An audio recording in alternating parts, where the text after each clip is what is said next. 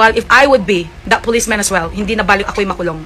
Ayaw ko lang na mapahiya at mawalan ng dignidad yung trabaho ko bilang police na nagme-maintain ng peace and order.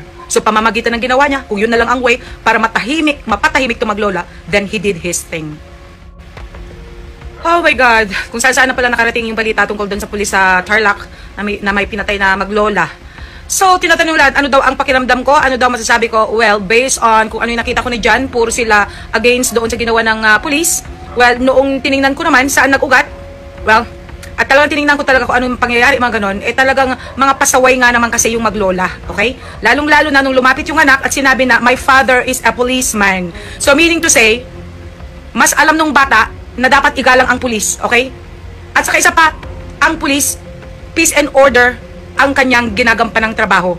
First of all, ano bang ginawa nila? Okay? Yung pagpaputok na ano sa ibang mga tao, of course, kahit ako, kung sakali may nagpaputok at ako ay naabala, hindi man ako pulis, but I have to go to the policeman. At kung hindi naman na-actionan yung aking complaint, at dahil wala palang pakialam itong mga ikino-complain sa pulis, walang paggalang, of course, that would be a big question on my part. Diba? So, katulad nito, yung anak ang nag-react na mismo. Nakikita ko nagbibideo siya. Hanggang sa nakita na niya na talagang wala na talagang paggalang sa pulis tong Maglola. Hanggang sa hindi na nakapagtimpi yung bata. Lumapit, my father is a policeman. Let it go. So, natural, bilang isang magulang, pinalaki mo yung bata na yan, with respect, iginagalang ka bilang policeman.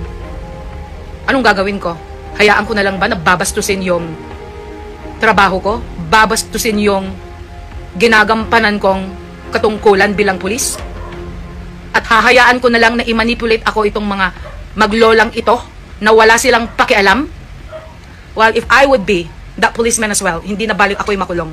Ayaw ko lang na mapahiya at mawalan ng dignidad yung trabaho ko bilang pulis na nagme-maintain ng peace and order. So pamamagitan ng ginawa niya, kung yun na lang ang way para mapatahimik to Maglola, then he did his thing.